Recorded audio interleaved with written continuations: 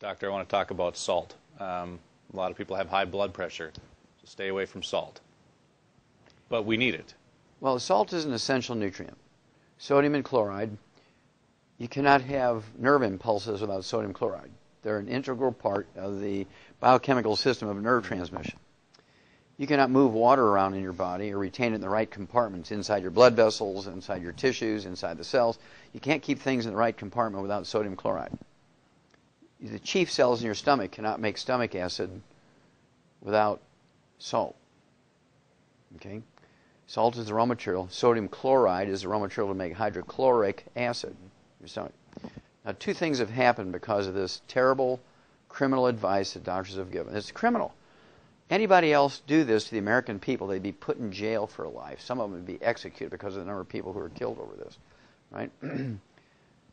Salt is required to make stomach acid. You don't have enough stomach acid, you get reflux, incorrectly called acid reflux. It's reflux. Reflux is caused by insufficient amounts of stomach acid, not too much stomach acid. So doctors have even named it the wrong thing, right? And basically, you get reflux when you don't have enough stomach acid to keep your stomach environment sterile. So yeast begin to grow in there, so you eat carbohydrates and sugar. They ferment that, produce gas. Heartburn, pressure, reflux. Because you have all these things growing in your stomach. Okay, when you get a pH too high, you get a pH above 4, all these things begin to grow. You have a pH under 1, your pepsin works to digest proteins, and you can absorb minerals, you can absorb B12. Your pH gets above 2, 2.5, you can't do that. Okay, so you're in trouble. I mean, you can take tons of iron supplementation, and if you don't have any stomach acid, you can't absorb iron. Now, here comes the most terrible thing that's happened to America because of this inappropriate advice.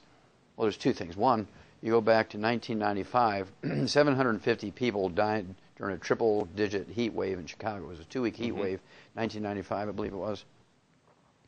750 people died here in Chicago, and thousands of people fell out with heat stroke.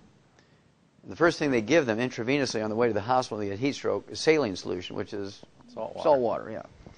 And it's absolutely criminal that these 750 people who died were all ones who were on a salt-restricted diet. They're all seniors who were on a salt-restricted diet. They died of heat stroke because these doctors didn't have the courtesy to call these people up, and good manners just to call up and say, look, whether you believe in the salt-restricted diet or not, right now you need to put a couple of tablespoons of salt in a gallon of water, be sipping on that until the heat wave goes away. But they didn't do that.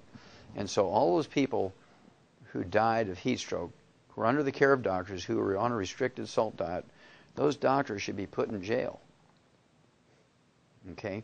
For almost like the same thing as vehicular homicide, the same type of thing as manslaughter, right?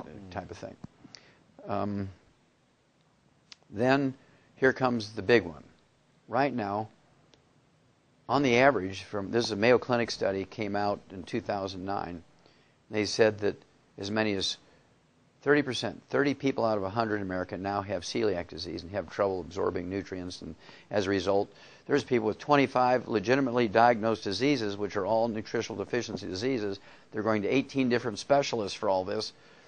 And they're paying, tens of thousands of dollars a day to deal with this, and it's simply a gluten intolerance, and their intestines are damaged, they can't absorb nutrients.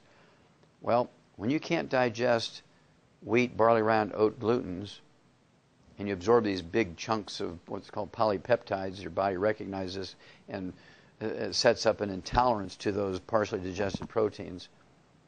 You get gluten intolerance, you get celiac disease, irritable bowel syndrome, inflammatory bowel disease, diverticulitis, ulcerative colitis, Crohn's disease. The doctor's approach to these diseases are cut your intestines out.